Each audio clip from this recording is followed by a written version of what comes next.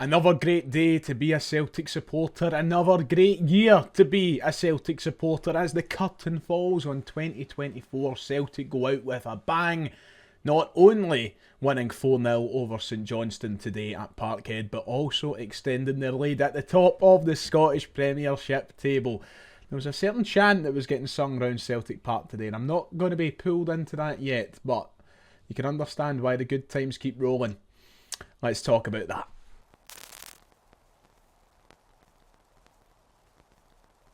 For the final time in 2024, it is match reaction time. If you've enjoyed the year of match previews, reviews and everything in between, please drop down below, hit like and subscribe. But it's time to talk about Celtic 4, St Johnstone 0, another win for Celtic. And down to other results in the Scottish Premiership this afternoon, well, we extend our lead at the top of the table. I would put up a graphic, but I want this video up as quickly as possible. But 14 points clear. That's right, 14 points clear.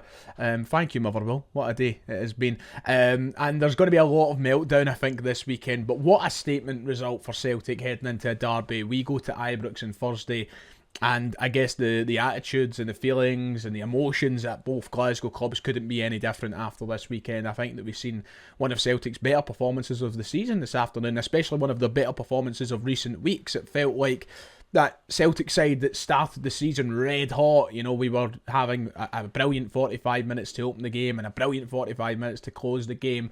It felt like one of those days today. I thought we were brilliant from the first to the last whistle. I thought that every player that was on the park, both in the starting 11 and the substitutes that came on later in the game, played really, really well. It's what you expect to do against the side bottom of the league at the end of the day. But you've got to turn up, you've got to play well, and in recent weeks Celtic have maybe kind of tailed off a little bit when it comes to the quality from the first to the last whistle, and today we were brilliant. And you think about the amount of changes Brendan Rodgers made again to the Celtic team. There's just so much to be happy about, and we finished off the year with a fantastic record, losing 2 games in the full calendar year. Hearts back in March, Dortmund earlier on in the season in the Champions League. Outside of those 2 games, Celtic haven't lost. That is insane. It's one of the best calendar years the side has ever seen. In terms of results, I believe it might be the best they've ever seen when it comes to this amount of football being played. So we're so lucky to be Celtic fans at this moment in time, and let the good times roll into 2025, I say. But I have a good feeling we aren't going anywhere anytime soon. I think this afternoon was a big game for a few players on that park today. One of them being Kyogo, who found a double. That's huge for him, especially when you've got a derby coming up and you want your strikers to be confident. I think for another couple of those players, it was a chance to continue some good narratives around them at the minute. Arne Engel, who I thought once again had a fantastic game. Just thought for a lot of players today it was a huge opportunity. Valley, who's not started a lot of games recently, getting the chance to start and impress the manager, and it was nice to see most of them take it. As I said, I think you'd be hard pressed to find any negatives out of me. I know there will be people who undoubtedly come into the comment section and say, oh, such and such was terrible at doing this, or blah blah blah. Look, even when it comes to Yang, I'm not going to say a negative word today, and some of you might be rubbing your eyes there when you see me say that, but honestly, even when it comes to Yang, I don't have many negatives today. I just thought we were great all round, and to win 4-0 at Celtic Park on a day like this, where the elements are well and truly against you, when you're playing so much football. Doesn't matter if it's a team bottom of the league, top of the league, mid-table, it's fantastic stuff. Good football today, good times all round. Let's try and unpack it from start to finish. So it did take us a wee bit of time to find that opening goal, but it was coming, and it was more than deserved when it finally did arrive. It was Nicholas Kuhn who put us in the lead around the half-hour mark. A fantastic goal from him. He is just unbelievable, isn't he? And he's right back from this kind of minor injury issue, and he scored last game out, and he scored today again. His goal today was a fantastic finish. Should have maybe had one before it as well. I think he was quite unlucky to only walk away with the one goal this afternoon. Nicholas Kuhn, you could tell he was really hungry for more. I think that there was a lot more to Nicholas Kuhn's game than the statistics would show today. If you didn't catch it, oh man, he could have had 2 or 3. I thought he was great. And I mean, the numbers that he's putting up now this year are getting to the ridiculous level. I just want, can you pardon my typing for a second? Because do you know what, I want to get this right, because if I don't get it right, I won't be doing him any justice. But Nicholas Kuhn this season, let's just see, in the league alone, In the league alone, I think he's sitting with 7 goals, 6 assists. And then in the League Cup, 5 goals.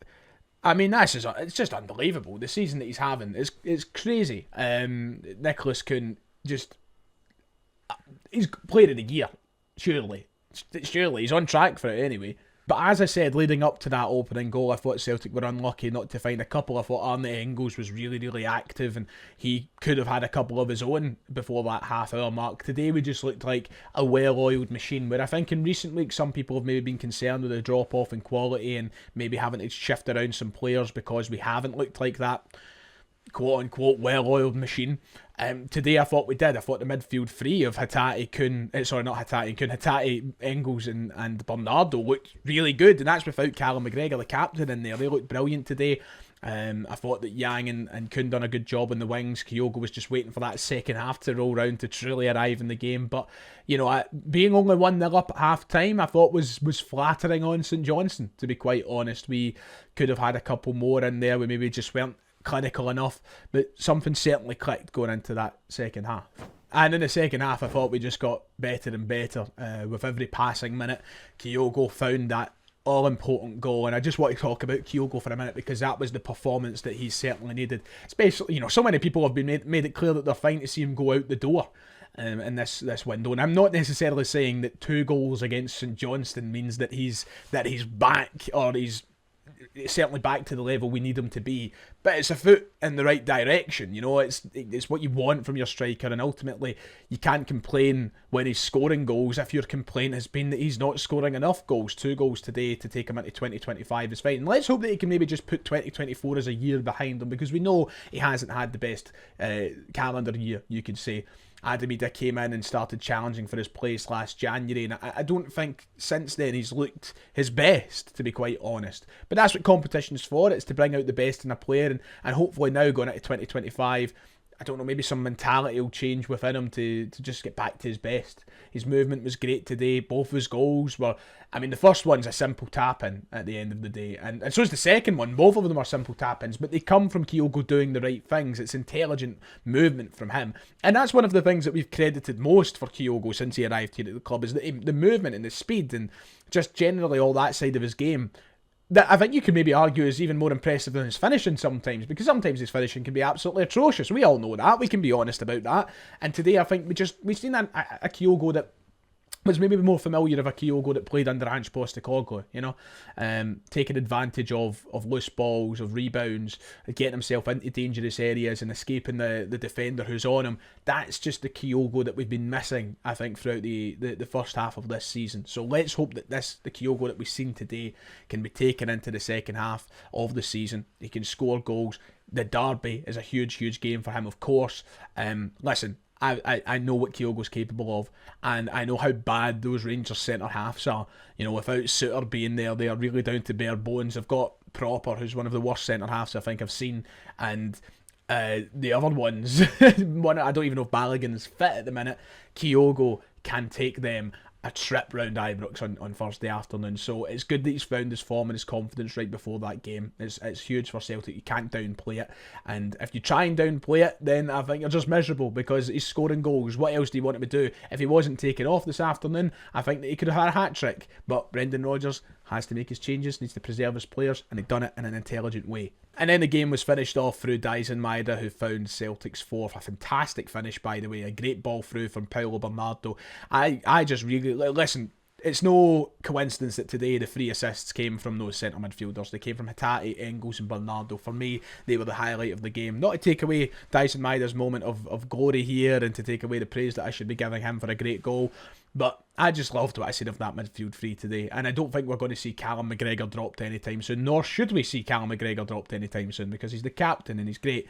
But I just want these players to be able to give us that headache constantly. I want us to be thinking who should be starting. I'm already thinking about who should be starting against Rangers on Thursday.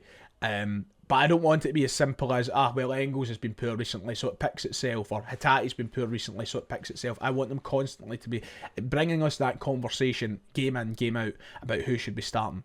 And that's exactly what's going to be happening going into Thursday. If I was to choose right now, I would be going for Engels and Hatate, because I think it's ultimately the best combination of players that we have in the middle of the park in front of Cal McGregor. But I mean, Paolo Bernardo's got himself in that conversation because of how good he applies himself. And you remember how well he played in that last derby in particular. You know, Paolo Bernardo deserves to be in those conversations, doesn't he? So, listen, we're in a great place. The midfield was great today. Defensively, we had, look, I don't mean to be rude about things, and I certainly don't mean this with any shade to St Johnstone. There's a reason the bottom of the league, though, and the defence had nothing to do today. Nothing. At all. So, pass marks all round. It was nice to see Alistair Johnston back, of course. Don't let that slide under the radar. It was nice to see him back. I thought he looked good as well, getting up down that right-hand side. I think you can see a noticeable difference in quality, to be quite honest, even when he has a quiet game and he's nursing a bit of a fitness fatigue. But we were untouchable, as we should be, on a 3 o'clock kick-off at Celtic Park. It's just the way of it for now, because nobody can get close to us. So it'll be interesting to see all of the fallout tomorrow ahead of the derby. Of course, some questionable decisions at Fir Park, apparently. I've seen one that basically... do you know what? We'll leave it for now. I'll wait and see what the reaction is. Not my place to comment on it. Celtic are winning. Why do I care? We're 14 points clear at the top of the table.